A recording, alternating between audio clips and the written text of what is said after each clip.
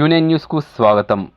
నిజామాబాద్ జిల్లా భీమ్గల్ మండలం సికింద్రాపూర్ గ్రామంలో గత 20 సంవత్సరాల క్రితం 2 ఎకరాల భూమిని కోనేరు బాలగంగాధర్ కొనుగోలు చేయగా అట్టి భూమిని సాగు చేయనీయకుండా గ్రామాభివృద్ధి కమిటీ అడ్డుపడుతుందని మంగళవారం రోజు స్థానిక తహసీల్దార్ కార్యాలయానికి వచ్చి తన వద్ద ఉన్న భూమి కొనుగోలు చేసిన పత్రాలను, పట్టా కాగితాలను అన్ని సాక్ష్యాధారాలతో తహసీల్దార్కు అధికారికి చూపించి తమకు న్యాయం చేయాలని కోరారు. ఇదిలా ఉండగా గత సోమవారం నాడు సికింద్రాపూర్ గ్రామ కమిటీ గ్రామ ప్రజలు తహసీల్దార్ కార్యాలయంలో చేసిన ఫిర్యాదులో ఎలాంటి వాస్తవం లేదని, కోనేరు బాలగంగాధర్ అలాగే తాను కొన్న భూమిలో హద్దురాళ్లను తొలగించి ఆస్తి నష్టం కలిగించిన వారిని శిక్షించి తమకు న్యాయం చేయాలని స్థానిక తహసీల్దార్ మరియు పోలీసు ఉన్నతాధికారులను కోరారు.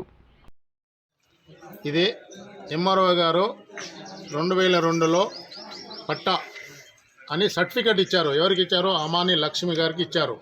అయితే అమాని లక్ష్మి గారు వాళ్ళ బిడ్డే పెళ్ళిలో ఏ పెళ్ళికి కొంచెం ఇబ్బందులు ఉండడం వల్ల పక్కన నేను ఉన్నా కాబట్టి నాకేంటంటే కొంచెం మరి అమ్మాయి కొనుక్కుంటావనంటే సరైనగా కొనుక్కున్నాను.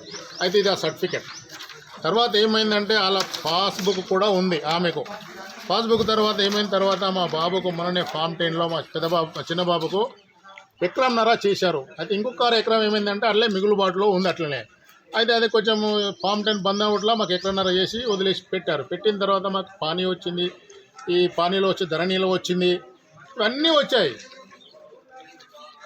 రైతు బంధులు వస్తున్నాయి. మేము ఆల్రెడీ దాన్ని ఒక ఫినిషింగ్ కూడా చేసాము. ఒక సైడ్ చూస్తే కూడా అందరికి ఏర్పడుతుంది. ఒక సైడ్కి చేస్తుంటే ఇది ఎప్పుడో చేసిన తర్వాత కొద్దిగా ఆగాని ఎంఆర్ఓ గారు చెప్పారు. సరే ఆగిన తర్వాత ప్రభుత్వం ఇదే వచ్చిన తర్వాత ఇప్పుడు ఏమైంది? సరే వాళ్ళు ఏదో ప్రభుత్వ పరంగా గవర్నమెంటు ఇలాది కాదు లేదనక ఈ టీఆర్ఎస్ నాయకులు ఇలా చేస్తున్నారు తప్ప ఈ గ్రామ కమిటీని ముందుకు తెచ్చి చేసుకునే రకాలు తప్ప ఇది ఏది కొలుతుంది. మరి గ్రామ కమిటీ కూడా ఎవరండి? ఇప్పుడు ఎంఆర్ఓ ఉన్నారు, ఆర్డీఓ గారు ఉన్నారు, కలెక్టర్ గారు ఉన్నారు. పండి మరి నిజమేంది అబద్ధం ఏందని ఇలా పండి. కానీ దౌర్జన్యంగా 70-80 వేల రూపాయలు నాకు నష్టపరచడం కరెక్ట్ కాదు. నా దగ్గర ఏది లేకపోతే ఓకే మీరు ఏది చేసినా సిద్ధంగా ఉన్నాను. నేను అనవసరంగా మీ దగ్గర ఏముందో ఏది లేదు. ఒక రాత 50 మంది సంతకాలు ఉంటాయి.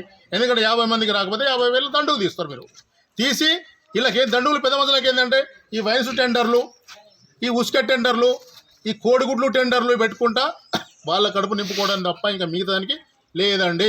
అయితే నిన్న గ్రామస్తులు వచ్చిన మేము ఓన్లీ వీడీసీ కాదని చెప్పి వాళ్ళు చెప్పారు కదా. మరి వీడీసీ కాదు అని చెప్పడం కాదు, వీడీసీ వచ్చారు. వీడీసీ కాదని చెప్పడం ఏంటంటే అందులో వీడీసీతో మాట్లాడాక ఎవరో ఒక రఘునాథ్ అంటే ఆయన కాపైన వాళ్ళని కూడా పెద్ద డోపాగాడు. కానీ ఎందుకంటే రాని మనొచ్చి మాట్లాడు, నీకు అంత అది ఉంటే మాట్లాడు.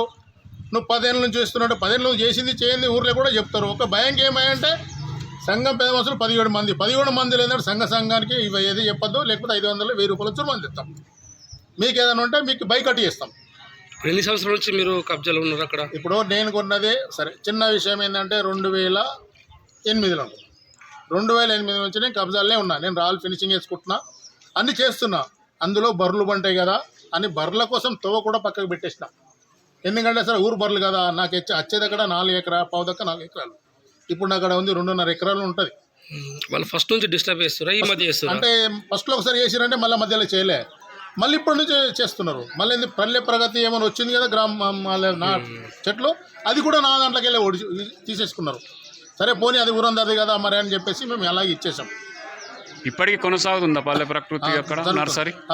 సాగుతున్నది పక్క ఉంటే నాకు అది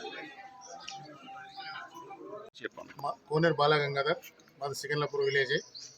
అయితే ఒక 20 సంవత్సరాల నుంచి ఓ ల్యాండ్ నేను కొనుగోలు చేసి అందులో వ్యవసాయం చేసుకోవడానికి ప్రయత్నిస్తున్నప్పుడల్లా ఈ డెవలప్మెంట్ కమిటీ అని బెదిరింపులకు దాన్ని గురి చేస్తుంటే నిన్ననే సోమవారం నాడు విలేజ్ వాళ్ళందరూ కలిసి ఎవరైతే రాని వాళ్ళు ఉంటారో వాళ్ళకు 1000 రూపాయల జుర్మానా ఖచ్చితంగా రావాలి, ఎంఆర్ఓ దగ్గరకు పోదామని చెప్పేసి ఎంఆర్ఓ దగ్గరికి వచ్చేసి ఆమెకు లెటర్ ఇచ్చినట్ట. అయితే వాళ్ళు నన్ను పిలిచి మరి ఈరోజు ఇప్పుడు నేనే వచ్చేసి ఎంఆర్ఓ గారు కలిశాను. నా పాస్బుక్లు, ఎంఆర్ఓ గారు ఇచ్చిన ల్యాండ్ సర్టిఫికేట్లు, మా బాబు అవి కొన్న వాళ్ళు ఎవరైతే అమ్మిన వాళ్ళే అవన్నీ తీసుకొచ్చి నేను ఎంఆర్ఓ గారికి ఇచ్చాను. ఆమె కూడా మాకు మంచిగానే రెస్పాన్స్ ఇచ్చింది. అయితే ఇప్పుడు వారు ఏం చేస్తారంటే కనీసం అంటే నన్ను ఘోరంగా వీళ్ళు అతి ఘోరంగా వాళ్ళంతా ఇప్పుడు నేను ఒక్కనే ఉన్నాను, ఎస్టీ, నేను ఎరకాలండి. అయితే ఇది ఎందుకంటే నేను ఒకసారి రాజకీయం చేస్తే వాళ్ళు ఓరవడం లేదు, అందువలన నన్ను కనీసం అంటే ఇందులో ఊర్లో కూడా చూస్తే ఇట్లా ఎవరు మాట్లాడినా కానీ ఘోరం చేస్తున్నారు, వాళ్ళకు దండుగులు తీస్తున్నారు. అటువంటిది కాకుండా నన్నే కానీ నా కుటుంబాన్ని కానీ ఈ ప్రభుత్వం కాపాడవలసిన అవసరం ఉంది. ఎందుకనంటే నేను ఎవరిది కూడా గుంజుకోలేదు, గవర్నమెంట్ గుంజుకోలేదు, నేను గవర్నమెంట్ దాంట్లో కబ్జా లేదు. ఒక గుంట నేను నా దాంట్లో బాలగంగాధర్ కుటుంబమే కానీ ఒక్క గుంటలో కూడా మేము అక్పై చేస్తే నేను ఊర్లో మొత్తం నా ఇల్లు నా భూమి వదిలి నేను బయట బిచ్చమడుకొని బతుకుతా. కానీ ఇటువంటి అపనిందలు ఎత్తి నన్ను ఘోరంగా కించపరచడం అనేది చాలా పొరపాటు. అయితే నేను నెక్స్ట్ని కనుక వాళ్ళు కొడదాం, అరే నేను చంపుదాం రైడ్ ఏం చేస్తారా అని చెప్పేసి వాళ్ళే ఒక 10 మంది జమాయి వాళ్ళే వస్తారు. మళ్ళీ దాన్ని ఏదేదో అపనిందలు పెట్టేసి నన్ను ఇలా చేస్తున్నారు. దీన్ని కూడా మేము ఎస్ఐ గారికి సిఐ గారికి సమర్పించడం జరిగింది. వాళ్ళు కూడా దయచేసి నా మీద దయచేసి వాళ్ళ మీద చర్య తీసుకోవాలని కోరుకుంటున్నాము. ఒకవేళ అట్లా కాకపోతే సిపి గారికి కూడా ఖచ్చితంగా ఇది మేము కలుస్తాం, మేము అవుతాం. ఎందుకంటే ఇది కరెక్ట్ కాదండి. రాళ్ళు బల్గొట్టు ఇంచుమించు ఒక 60-70 వేల రూపాయల నుక్సాన్ చేశారు మమ్మల్ని సండే రోజు. అప్పుడే ఎస్ఐ గారు వచ్చేసి ముందల్లే అన్నీ చేసేసి అంత ఘోరంగా చేస్తారు. ఘోరంగా చేసి మళ్ళీ ఈడికి వస్తారు.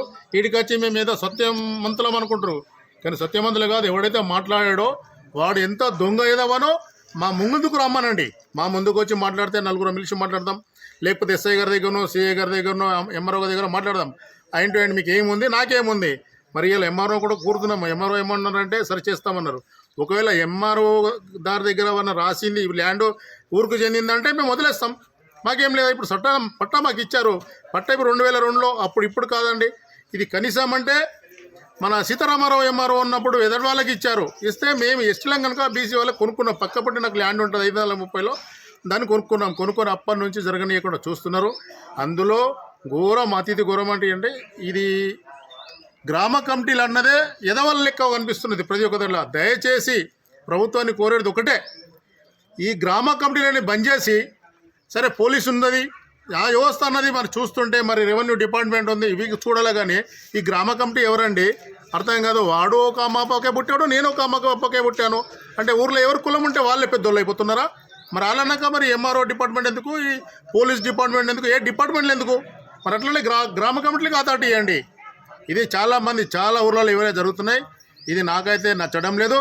దయచేయండి మరి ఎంఆర్ఓ గారే కానీ మన సిఐ గారు కానీ ఎస్ఐ గారు కానీ దయచేసి నాకు న్యాయం చేయాలని వాళ్ళ మీద ఎందుకంటే నన్ను హింసించారు ఒక ఎస్టీని కనుక, వాళ్ళ మీద అట్రాసిటీ కేసు చేసి మాకు న్యాయం చేయాలని కోరుకుంటున్నామండి. ఎప్పటికప్పుడు వార్తలను వీక్షించేందుకు Q9 న్యూస్ ని సబ్స్క్రైబ్ చేసుకోండి, లైక్ చేయండి, షేర్ చేయండి. విలువైన సమాచారాన్ని ముందుగా మీరే తెలుసుకునేందుకు బెల్ బటన్ ని క్లిక్ చేయండి.